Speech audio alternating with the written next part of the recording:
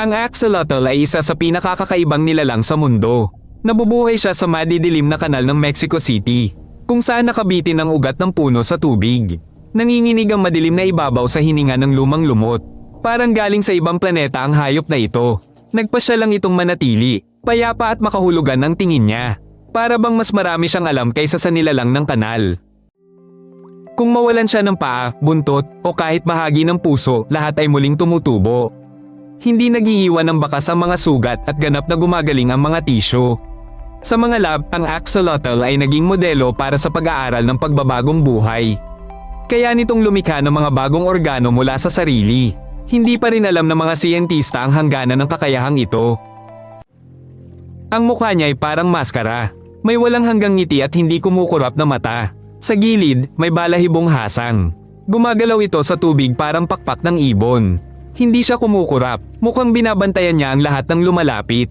Ang mapusyaw niyang rosas na balat ay nagliliwanag. Ang galaw niya ay malambot at tahimik. Kahit patay na ang katawan ng axolotl, mukha pa rin itong buhay. Ang karaniwang amphibian ay lumalaki, nawawala ng hasang at umaakyat sa lupa. Ang axolotl ay nananatiling larvae habang buhay. Ang kondisyong ito ay neoteny. Ang organismo ay nagiging adulto sa loob ngunit may katangian ng bata. Kaya nitong magparami habang humihinga sa hasang at hindi tumatanda. Bihira itong mangyari sa kalikasan. Ito ang nagpapanatatangi sa kanya. Ang tahanan niya ay ang mga kanal ng Xochimilco, labi ng isang lumang lawa malapit sa Mexico City.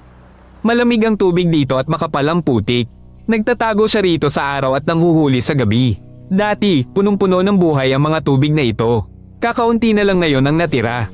Halos naubos ang lahi niya dahil sa polusyon. Sanhi rin ng imbornal at mga bagong isda. Kapag nasugatan ito, ang mga selula sa pinsala ay bumabalik sa kondisyong pang-umpisa. Nagsisimula silang bumuo ng bagong tisyo. Kaya nabubuo ang mga buto, ugat at kalamnan.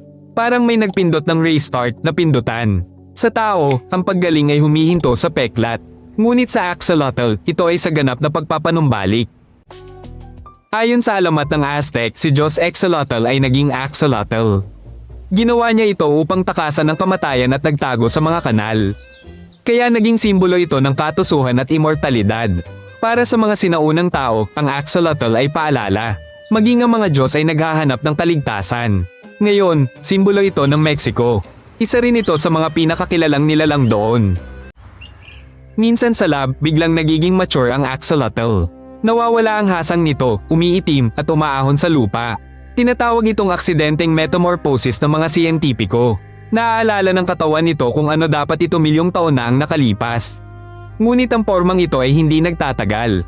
Mas maikli ang buhay ng adult axolotl kaysa sa kanilang mga kauri sa tubig. Nasa bingit ng pagkalipol ang axolotl ngayon. Konting populasyon na lang ang natira sa kalikasan. Karamihan ay nasa aquarium at scientific centers. Nililinis ng mga siyentista ang tubig. Sinusubukan nilang ibalik sila sa kanilang mga kanal. Mukha itong dayuhan, ngunit parte ito ng ating planeta. Ito ang channel ng mga nilalang sa mundo. Mag-subscribe ka, marami pang nilalang ang paparating. Polem.